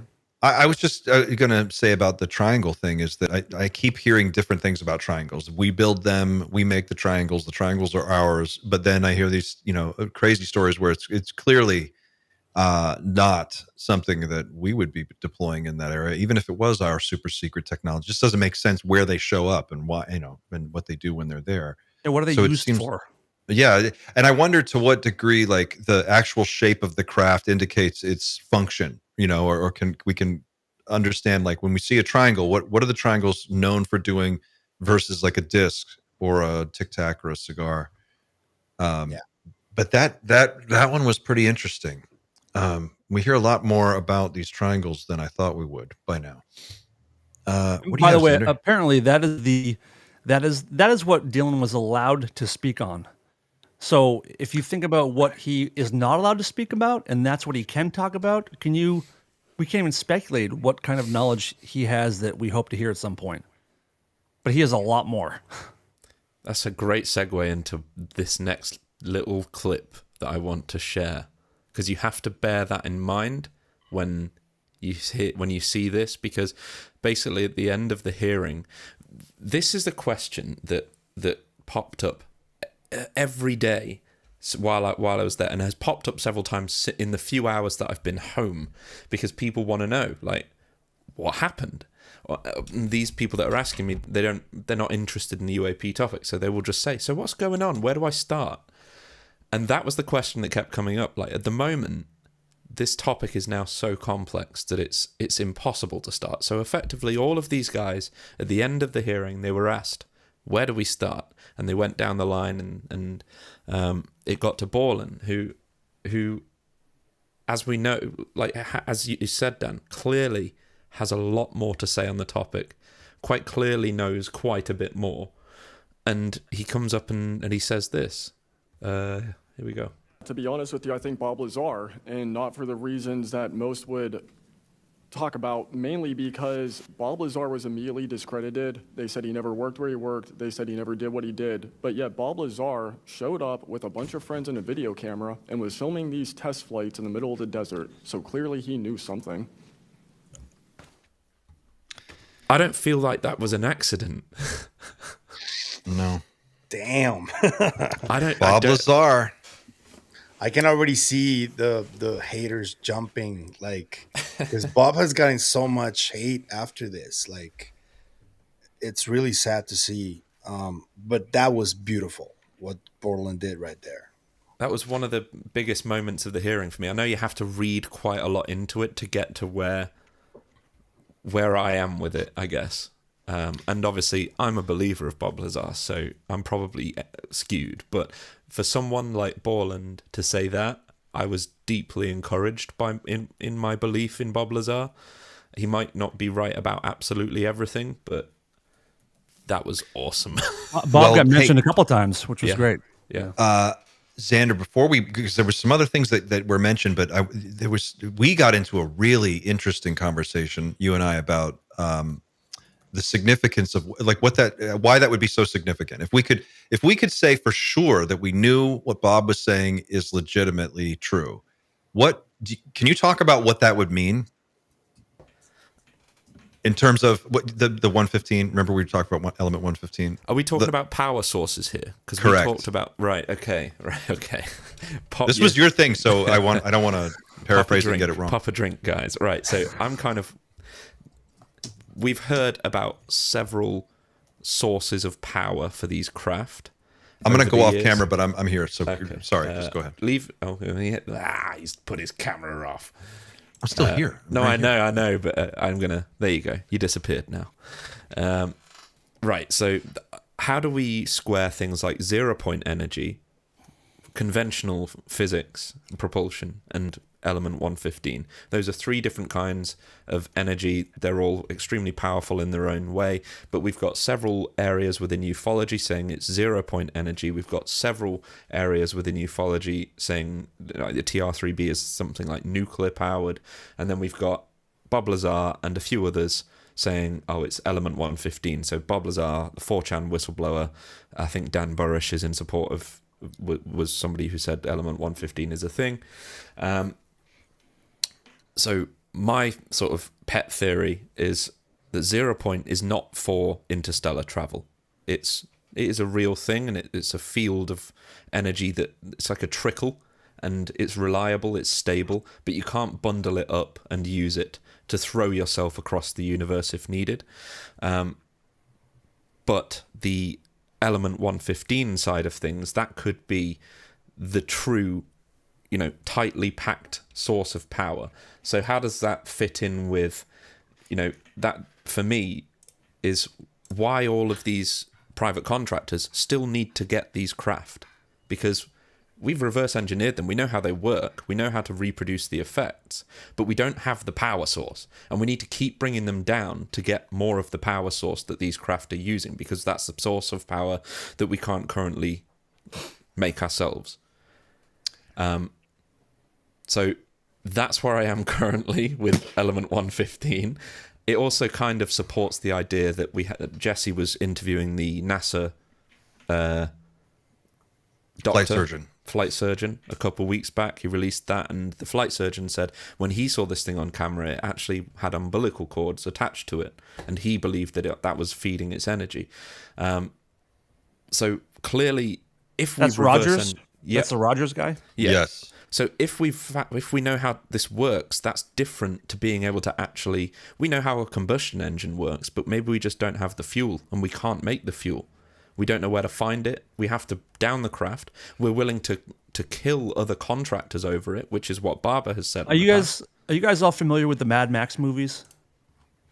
Mad who? Mad. Do you know who you're talking to? Mad Maxwell. So Mad Max. Are you talking about OG Mad Max? Are we talking about Mel Gibson Mad Max or the first? Yeah, the first two movies. So basically, Thunderdome. Thunderdome up to Thunder. The first three. Okay. So fuel can no longer really be made. So everyone is competing and killing each other and destroying vehicles to get the gas out of other people's vehicles. So that's kind of what Xander is sort of talking about, maybe doing with actual NHI craft, is like taking them down just so we can use the fuel source. Well, I can't imagine we would need so much hundreds of craft to reverse engineer them. Like, do we need to keep bringing them down just so that we can try and understand the technology? We only really need one MiG to understand how that works. Well, right. Well, that's assuming that we're interacting with one type of craft, but there's a bunch of, if there's different ones coming from different places and different species, they might have different ways of putting stuff together. So maybe we do have to take down many to learn how different ones work. That's highly speculative, but yeah. Well, what is it? Well, that assessment is brilliant. Like I think I hadn't really given it that level of thought before what you said until you said it. That the 115 thing, it just was like a data point that I had in my mind. But when you phrased it that way, it explains a lot. It fills in a lot of gaps. Like now, if we know that there's a limited amount of E115, we can't make it. We can make it, but not enough. And so the only place to get it is to shoot these things down and retrieve the 115. Well, then that creates a race condition where you don't know what your enemy, how much they have, and they don't know how much your stockpile is. So it's almost like we're back to square one, like mining uranium to make nuclear weapons to see, like who can do it faster. Maybe we're in kind of a situation like that where the United States, Russia, and China are trying to gather as much of this E115 because technology-wise, we may all know how it works more or less, but the real determining factor, if it ever came to blows over this, would be how many could you make? Maybe it's a resource like we don't have. Yeah, a resource you don't have. That's an incredible theory. That would explain. I mean, it would go a long way, at least for me, in explaining why you would have like CIA shoot down teams that are assigned specifically to go into countries and take these things down, when we know that they're not, at least as far as we could tell, they're not harmful. They're not attacking people, not in mass, not doing anything that would really warrant that kind of behavior. And something to your point, Xander, that Burleson said at the end. Do you guys remember when he talked about his motorcycle? Yeah, not Burleson, Burchett. Yeah. Burchett was talking about his motorcycle, and he's like, I don't know, guys. I think I'm a motorcycle guy myself, and I think you could take a dadgum Indian or a Harley Davidson back in time 100 years, and they might be able to polish it and look at it, and it would look cool, and maybe they could get it started, but they wouldn't have any gasoline to run it. And then he Right, kind of like right. said that, and then he sort of changed on to the next. And it's like, that's interesting. I don't know, man. It's I got love me that. thinking. Yeah, I'm a little like stumped right now. I just keep thinking about that. As like that's very interesting. So That's Borland is my saying, working theory for the time being. Like, if Bob Lazar is right, and I'm not saying that right now, but Borland has just talked about Bob Lazar, which is why we're talking about him again. If Bob Lazar is right and 0 point energy exists, then we live in a world where 0 point and element 115 exists. Do we need both of them to power one craft? I don't know. depends on the craft, I guess. Yeah. I'm here. My camera went out for a second. Can Did you I guys ever can see I that add David? something? Go ahead. Sorry. I think we do need to talk about the obvious debate and elephant in the room, because I think there's a number of people within the military and within the intelligence community that don't want for uh, this technology to come out. So they're protecting whatever information comes out about this technology because it's militarized, because it's top secret, because it helps national security. And I think that's a terrible mistake, because essentially, for me, if this energy does exist, like Sander says, and elements like that one do exist, and the military and countries are hiding it from people with the potential that they may or may not have, I think that's a crime. Not letting people know about it. And whether you believe that these are aliens or whether you believe that this is super advanced tech that we cracked long ago, either of those options need to be disclosed to the people, I think, not just aliens, you know? And I don't know what you guys think about that, but that's just my take on this. Yeah, I agree. It would fall under a moral obligation. You one or two streams ago, you weren't there, Pablo, and we were having a discussion. Well, if a private business has some kind of technology, technically it is a private business and they can have it, and we don't have the right to take it away. But I think there is a moral compulsion to make an exception. Yeah. Uh, Yeah. I'm totally on board with that. Yeah, I Especially the agree. way things are going right now. It's like, dude, Yeah. we need something like that to shake things up a little bit, at least. So Yeah, we I had a really interesting conversation, and I don't want to go into the details of it because some of this stuff was specifics that I can't get into. But our group was talking about some of the reasoning behind what was going on and how things were rolling out vis-a-vis the actual disclosure process.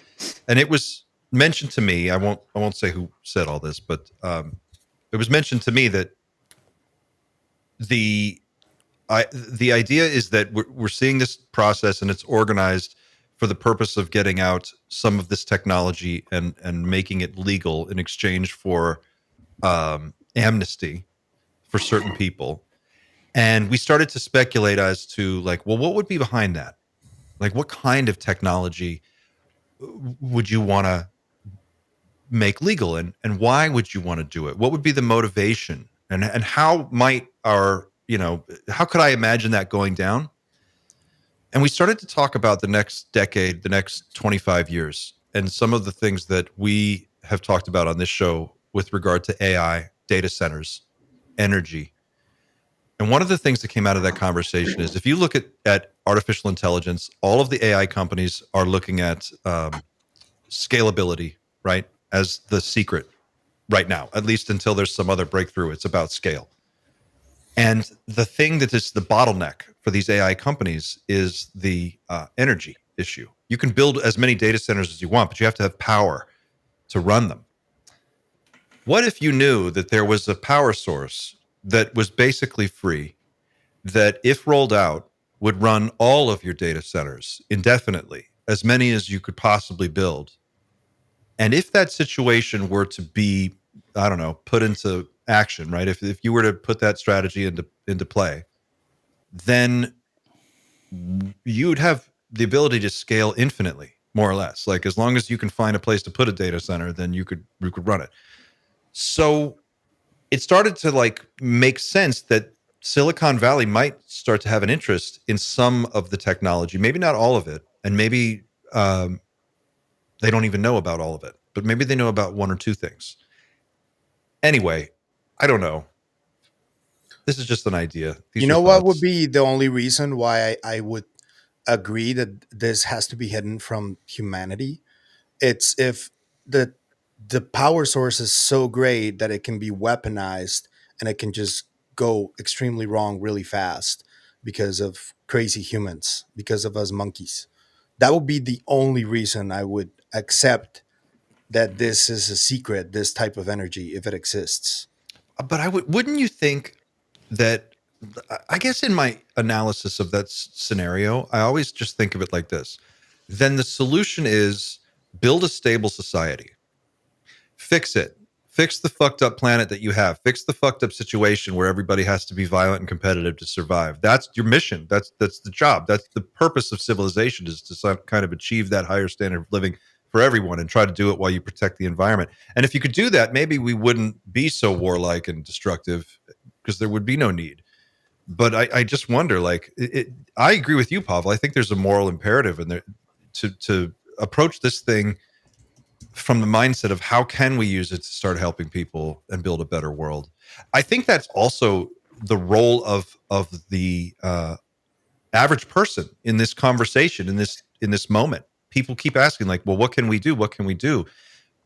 You have to start to imagine a better world. You have to have a vision of it first. You have to start to think, like, what could be possible? Like Rob said, this is why we can't have nice things. Well, what if we could have nice things? What if we could have the nice things? What kind of nice things would we want and would we need? You know, how would we think about it if we, maybe just on the other side of disclosure, there could be a different world? Because I think there could be. Food, water, and housing for everybody would be like, that's a good start. Right. You know, that would take a lot off of people's plates. The answer doesn't always have to be surveillance, military, police state. You know, no, it could just be build a cool place. I think even if we had all that, I still think that, like, humans, we're just a flawed animal. I think even if we had all those things, it's just not our nature to just be peaceful and Not yet. supportive people. Not yet for sure. But I don't think, sadly, I don't think we're anywhere close, which is unfortunate. I think we're really, really far from that as a civilization, and it just takes, you know, let's say 95% of the world is on the same page. 5% could be like mentally ill and just want to see the world burn. And if that technology is accessible to anyone who's unstable, that's troublesome. Yeah. So I don't know what the answer is. So I just don't think we're even close to being ready to have that kind of responsibility. I certainly believe that the witnessing a human species that lives in a post-scarcity world is worth the experiment. I think it's worth giving it a go. And sadly, I don't, after last week and witnessing some of the insanity and the bureaucracy that you see when you're not watching through a stream, like seeing just congressmen and women come and go in the room. You don't see that very often in the streams, but they just get up, they come, they go, they come back. Like, they're not really listening sometimes. Some of them. Oh, Mace got up with like 40 minutes left, and she just left. One person came in, just talked about stuff that wasn't UAP related for 10 minutes, and then just left. And then we have people coming in just to donate their time to other congressmen. They're not there at all. Yeah. They just come in, they say, I yield my 8 minutes to Nancy or something like that, and then they just get up and go. And it's like, all of these guys are getting paid to do all of this, and how much of that money is just completely wasted on this insane bureaucracy. All of that has just led me at this point to come to the conclusion that really this is just watered down. The end game really is, I don't feel like we're us guys, the actual movement itself has a lot of control right now. I think that can change. One thing I want to say about the when people would yield their time, there was one guy specifically who came in and he had 5 minutes and he yielded all of his time back to, I think, Luna. That's actually a really good move because this is someone who came in, doesn't really know the topic, but was there just to give Luna or whoever more time who is versed, who does have the questions, to give her double time. It's actually a pretty brilliant kind of strategy. I agree, but if we all know that that happens, the fact that he has to do that is a layer of tape that I find just it's literally like insane. It makes no sense. So I would like to get to a place where it's all accepted that Luna could just go, I'm giving myself 5 more minutes because everyone wants that. Or half an hour. Yeah. Yeah. The procedural sort of just minutia was a little tedious. I get that. It's a system we have in place. Yeah. It's not perfect, but it works pretty well considering. But I just wonder if the end game from all of this right now isn't the post-scarcity world. I think it might just be potentially we learn some cool stuff in the long run. Maybe we get like a slightly faster iPhone. Mm-hmm. And that would be really sad, given that I feel there's so much more that we could achieve if, these barriers just weren't there. That's sort of my sad interpretation of I keep thinking about dumps when you talk about this. Yeah. I feel like it's a failure. Like the leadership problem is a failure of imagination and a failure of optimism. And it's easy to be pessimistic when a bunch of morons are in charge. But, if anyone else is ever going to be in charge, we have to start dreaming of a better world. And we have to figure out what it looks like, because right now the people who are in charge are not thinking that way. And I think that would be a good place to start. But no, go ahead. I would say, you and Xander, you guys are fathers. It is your kids who are going to be in charge of this in the future. So that's where it needs to start. We need to start talking to younger people about the importance of this kind of stuff, because those are the ones that are going to take the reins at some point. Once upon a time, there was a man called Bob Lazar. And he fucking ruled. Why don't we take the last 15 and honor Mr. Knapp, who I don't know which one of you said this to me, but whoever it was, please jump in and finish this idea. Someone, it was either you or Xander, Dan, said George Knapp felt like George was kind of symbolically passing the torch to a new generation. Who was that? Do you know who? That was me. It was his victory dance. The guy has been around since before I was born, talking about this stuff. Long before I was born, in fact. And long may it continue, obviously. But, he is a mortal being. And as plenty of people have noticed over the last sort of few years, there's a new sort of younger breed of that we just have we have more energy. But Knapp's enthusiasm is still so insanely strong, but I feel like this was such a great opportunity for everyone. He got one hell of a clap, and rightly so. Yeah. The applause for him was so long because it was really just finally. He's a hero. Finally, I got a name for you. Is that the term? Is that the term? Like he got his flowers, right? Is that how that term works? Yeah. Oh yeah, the I got a name for you part was pretty cool because they had mentioned who was the first name they said? Ryder.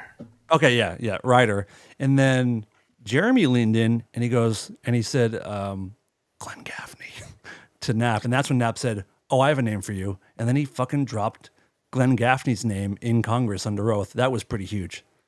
And you see Ryan Brown, Matthew Brown nodding next to him, and Jeremy nodding. Like people there know what's up.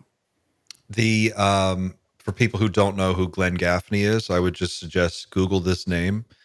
Glenn Gaffney, Gaffney. He is the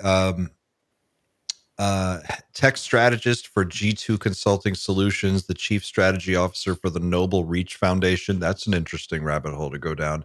And he was the executive VP and senior fellow at a company called InQtel, in-Q-Tel. we don't have the time to go there today because that is another very, very deep rabbit hole. But look up that company, and you'll see why George Knapp said, "Look at this gentleman." But that was my jaw dropped when he said that name, just because I happen to have done a little research on this guy and know who he is. But and It was ballsy. Ballsy to say. Can you share Pure what Knapp balls. did after the hearing? what did he do right after he said that? After the hearing?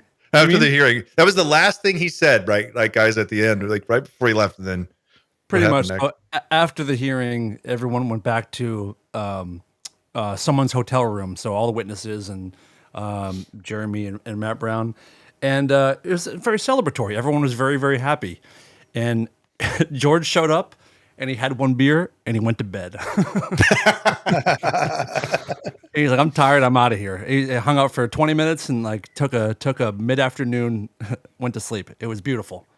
Yeah, his whole day was just really, really great. And I think long after he's gone, which I hope is in a very long time, that we will always have that moment of him, like 40 years of hard work culminating in him being able to, like, that's making me emotional, like to have his moment to actually tell everybody the things he's learned over the years and be able to like use all that research he's done and the hours and weeks and weeks of following up stories and interviewing thousands of people to be able to bring that was awesome. It was really, really awesome.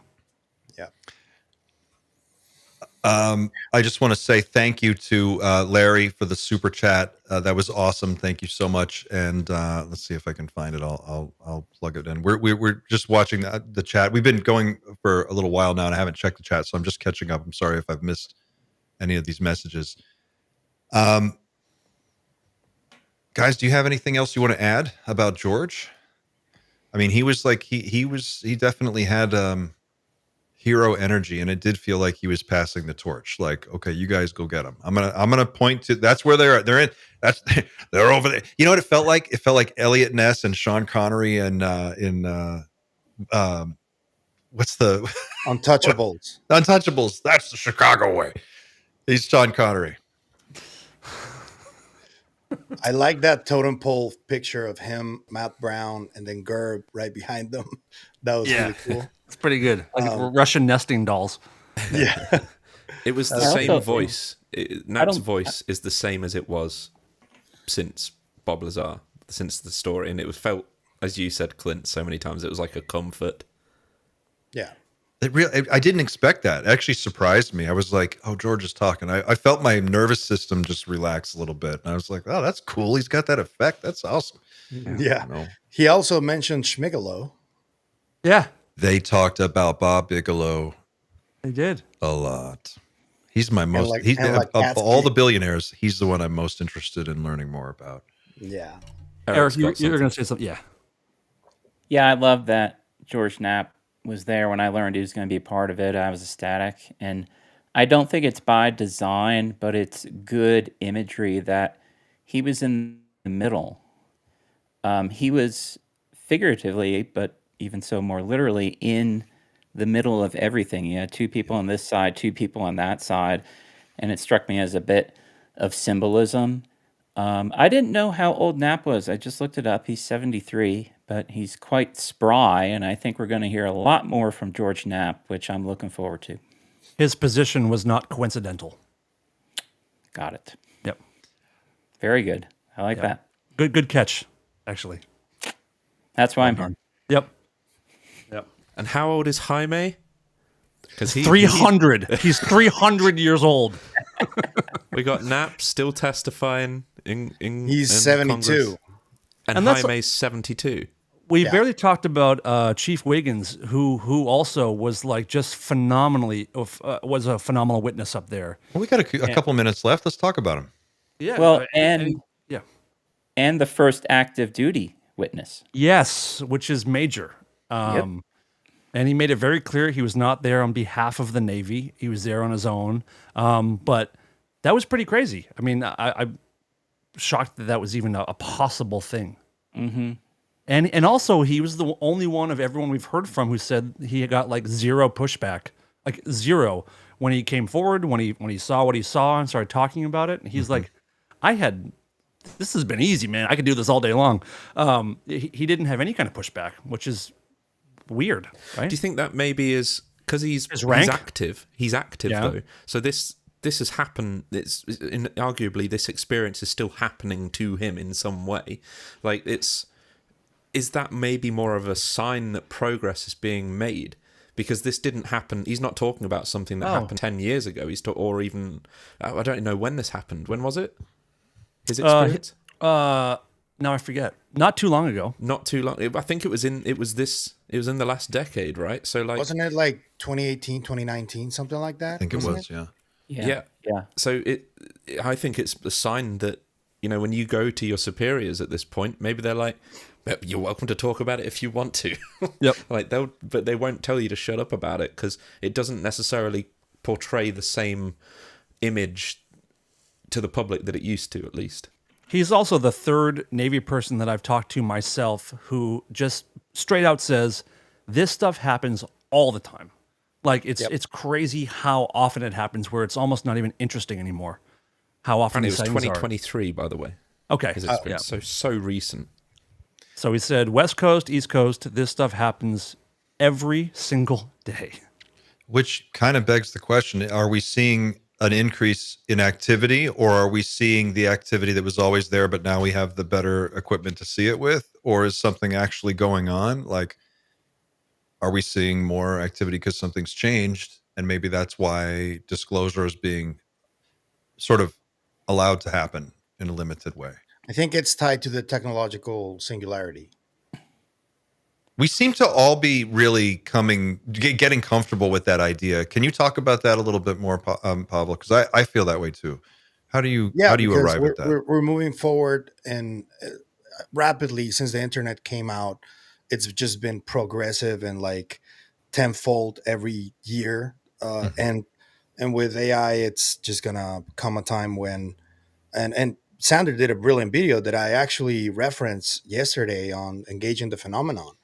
About that because it is tied that our systems are gonna just be completely, they're gonna see these things all the time as they progress technologically, and it's just gonna be impossible to ignore. And there's also that Terence McKenna quote which ties into this perfectly. The things about things getting weirder and weirder, or a different one? Weirder and weirder, yeah. And we're gonna talk about it. We right. have to talk about it. We have to talk about it. It definitely feels like there is a link. There's some kind of a correlation. Yeah. I just don't know how there couldn't be, especially with all of the artificial intelligence news and everything that's been happening so quickly in the last few years, and how just you can see it now every week almost. There's some kind of new update to all of the different AI platforms. I mean, now I was just using Grok again. I hadn't used it in a little while, and I used it this morning for some research I was doing. And man, it's so much better than it was just a month ago. I mean, I feel like 5 years, maybe. Can you even imagine? I can't. And it was there was a great interview, and I want to point people in the direction of this interview because it is so good. It was so good that I was 15 minutes into it, and I sent it to Eric, and I was like, Eric, you're one of the smartest people I know. Please watch this. I just want you to digest this, and like, let's talk about it later when we have some time. It was this interview on this podcast called Diary of a CEO, which I don't usually watch, but I'm now a huge fan of. And it was with Roman Yampolsky. Is that his name? The AI expert who I think he was involved with the AI 2027 group. They put out that paper. And it's a 2-hour discussion about basically the approaching singularity and how the guys in Silicon Valley look at it. And the core of that whole interview is how he and many, many, many others are convinced that artificial superintelligence is an invention that that is guaranteed to ruin everything. And so, if not kill everybody. And he arrives at that with a very logical argument that I think is hard to refute, but I'll let you guys make that decision if you watch it. And you just think about what he's talking about. It's hard to imagine that NHI would not be interested, concerned, affected by, focused on this. It's so huge. In a world where we get to a post-scarcity economy, right? So this is one example, and I'll just make this one point. Basically, all things become extremely cheap to produce because we have unlimited robots and unlimited artificial intelligence. So you've got unlimited physical labor, which is on parity with anything a human being can do, which I think we're going to be there. They're saying within 5 years, the robotics will pretty more or less be there. And then you're going to have unlimited intelligence running in the cloud. So swarms of robots all running off of a cloud AI, working together to produce anything you can imagine, from really cheap cars to consumer goods. So capitalism kind of breaks at that point, and you have to have a new way of organizing people's time, because you can't just have people sitting around with nothing to do an extra 40, 60 hours a week. So in that conversation, it starts to become clear that the people in Silicon Valley, particularly like Sam Altman, Dennis Hassabis, Dario Amodei, all of the AI guys, are looking at energy as the ultimate sort of resource, and compute, and whoever controls that is going to be running the world in this sort of network state that they are kind of bringing about. And as soon as you that clicks for you, you can start to see how UFOs tie into everything else. And I just feel like this is all part of that. I can't think of any other way it could be going. Anyway, that's my 2 cents. Anything else, guys? You want to final thoughts? I would like to say that it was truly a pleasure to meet you and Xander in DC. It was long overdue, and it was 3 days that I'll never forget. And I'm really happy that you guys decided to come. It was a really, really cool experience. And Pavel and Eric, you guys were missed, but it was such a great experience. And yeah, I'm just stoked to again be doing this with all you guys. We're gonna contact. Damn right. Yep. The feeling is mutual, Dan. This and for everybody who doesn't know this, we've been working kind of on this show together remotely for a long time, but we haven't really ever met. So this was the first time we actually all got into the same place, and it was everybody was so cool. You guys were awesome, and we just had a great time. And I think it's cool to hang out with people, a group of people that you can talk about the most bizarre subject for 2 straight days, nonstop. It was and very it doesn't get boring. Very comfortable. Yeah. It was great. So I think for all of the people who contributed to the GoFundMe to help offset the costs of this trip, thank you. That was what made it possible. We consider this a tremendous success, and we intend to be doing more of these as other events happen throughout the year. We're going to try to put together an away team to go there and cover these events. So I think this was a small scale sort of test to see how it would go and how it might be improved as we move along. So just know we're planning on doing more of those in the future, and we'll keep you updated on all that stuff. And maybe we'll expand the team as we can. And it's not over either. I still have hours of footage that, truth be told, I've had to play catch up for the last couple of days. So there's filmed everything. I filmed everything. There's no Dreamland video today. But next week there will be one. There'll be plenty of footage from this week. What that episode looks like specifically right now, I don't know, but it's going to be different to the normal sort of standard, sleep video. It's still going to be in the motel style, but it's a little bit more this time. It's good. There's a lot of footage and stuff that I want to show and share with people. So, in regards to meeting you guys, I don't have a crazy amount of friends here in the UK, less of whom who share this sort of interest. So, Clint has been sort of a mentor for the past year, and Dan, just your level of kindness. Like, you were a busy man at that hearing. You weren't just there experiencing it; you were working, as far as I'm concerned, and everybody saw that, and that is not shown on stream whatsoever. But for everybody watching, Dan's role was incredibly important. Well, thank you. That's nice. So yeah, I'm glad I was there to see it in person. I think it's also just for people who may find this interesting. This was also the first time I met Gerb, UAP Gerb, and if you know of his work, you know exactly how detailed and phenomenal it is. If you're not familiar, look up UAP Gerb and go check out his stuff. Look up the interview he did on Area 52 with Chris. UAP Gerb and Rob and Kermit and the other folks that we met were all so brilliant and so cool and so polite and professional and organized and put together. I mean, this was an impressive group of people. I got a chance. Dan was cool and introduced Xander and I to Jeremy. We got a chance to say hi to Jeremy and shake his hand and chat for about 10 seconds. He was awesome. Just a very cool 10-second conversation with somebody who is I really respect and have wanted to meet for a long time. And everybody that we met, it was just a great group of people. What I want people to understand is we can make something happen. Like, we've got a really good thing going here. And not just the night shift thing, but I'm talking about in terms of our people power and like this group, this community, and what we want to do is actionable stuff. There is a path forward, and it involves all of us. So I want you guys to be thinking about this. Meditate on that. And we've got some ideas, in-house that we're going to maybe work on soon that might create some avenues that people can participate. But just know the right people are paying attention. The interest is real.